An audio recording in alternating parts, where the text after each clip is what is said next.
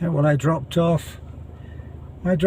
Beth off at the site for the school, the repair that we're doing there, three classrooms, and then my next chore was taking Nanai to Beanie's house, her son, my brother-in-law, and dropping off there, and so I spent a little time and took some of the mud off the truck.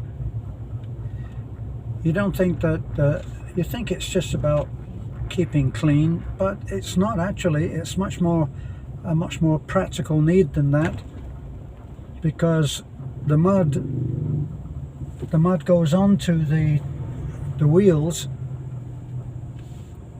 So I'm negotiating people passing. Yep, the mud goes on and then it dries, and then you go through the mud again and more mud goes on and it dries, and soon the balance of the wheel itself is compromised. So you really do have to, even if you don't do a nice job like I just didn't do, even if you don't do a nice job of cleaning, you can just go over and get most of the mud off the sides of the truck, but at least you can go on the running boards, which are caked with mud, and the wheels, which as I say, are out of balance. So I did that, and now I'm on my way to Taliban. I have a few things to do there. It occurs to me, today we've negotiated two examples of how hard-headed your Filipino neighbor will be. Of course, I'm talking mainly to people who are thinking of coming out here to live, or are already out here, and they will know what I'm talking about. But one of the places that we must pass when we're on our dirt road down to the highway, we have a 2 mile, for those who don't know, we have about 2 miles of just mud track. So yes, it's a road, but no, it's not a road. It's the road that's not a road. And you go through these little places where the drainage is so bad that it's not going to dry, even with the sun. It will take several days of hot weather to dry these places out. So the truck is never clean, because you can clean it, as I've done now, one trip home and it will be dirty again. It's just part of the reality. It just reminds me, because there are things that you will have to negotiate as a newcomer here, or even as someone who's living here now. You'll have to negotiate these things. You'll have to come to terms with these things, and if you don't do it in a way which leaves you at peace, then your life will be a constant torment. And driving on the road is one of those potential torments. There's one man that has a house and apparently owns the rights on the road and can make things very difficult for you. Sorry, once again, got a tricycle to negotiate. And outside the front of his gate, which goes into the road, he's made a little patch of concrete. He doesn't want anybody to drive on that concrete, so what he's done is he's put logs onto the side of the patch of concrete. Now, he's made it so that they actually encroach on the road itself, and so it's easy, if you're not paying attention, that these things are jutting out to stop people from going onto his patch of concrete. And it's easy to hit those logs. They've already damaged the side of the Raptor, which of course I was very happy about. We talked to him and said, how about you just put them in a little, and he smiled and nodded and left them where they were. Plus he's put one of the logs, he's now hammered 6-inch nails into the log, which if you hit those logs you hit the 6-inch nails. It's one of those things, you see. If you want to go into escalation like you've never known before, what did Putin say? If you start supporting the Ukraine, we will respond like you've never known before. And it's a little bit like that.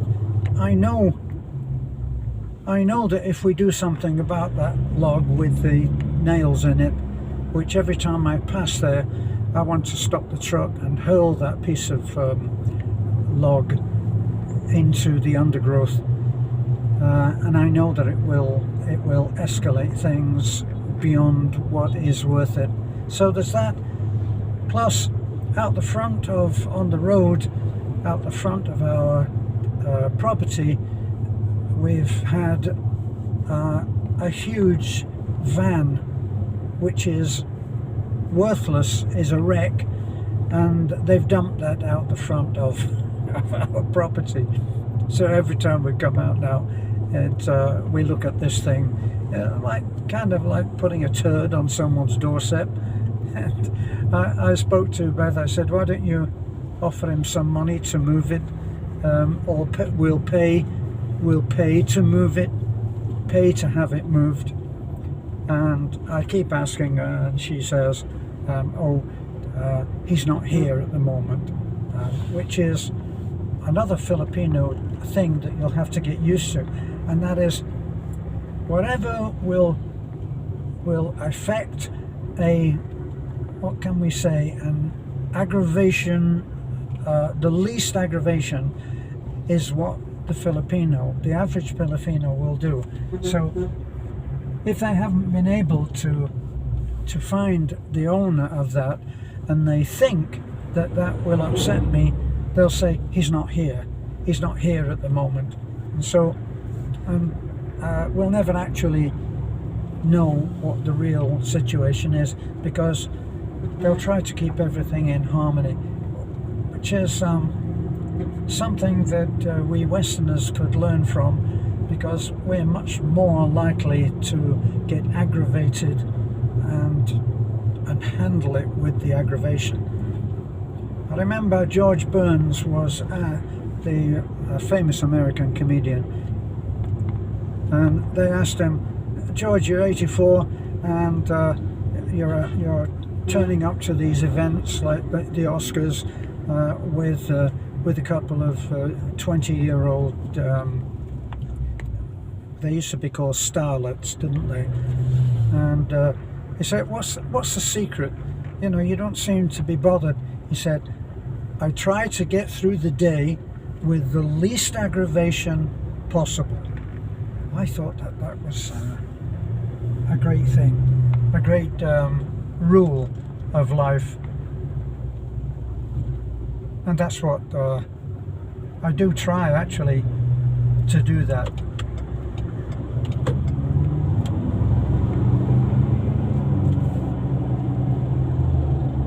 Okay, so we're past. So on to the task at hand, which is driving into Taliban. And during that time, I will see so many things which, if I think in terms of a Westerner, they will enrage me. I will go, how can it, you idiot, how can, it would be what in the UK we'd call a shouting match. And certainly it would be like that, because there are so many things happen on the road. Just in I don't know, 15 or 20 kilometers into Taliban, and there are so many things that would happen that if you chose to retain your foreigner way of looking at things, you will just end up in pieces by the time you get to Talamon.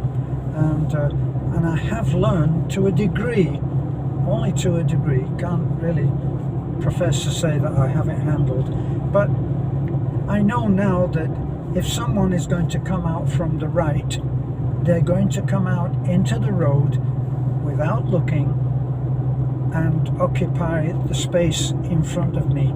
Now, what's wrong with that? Well, they'll be doing it at, say, 15k, and I'll be traveling along the road at 60 or 70k. So it does provide a little moment of excitement, shall we say, and that's just one of the things. You're on the National Highway. This is the National Highway that we're on right now. In fact, I'll pull over and I'll turn over the camera so that you're looking at the road.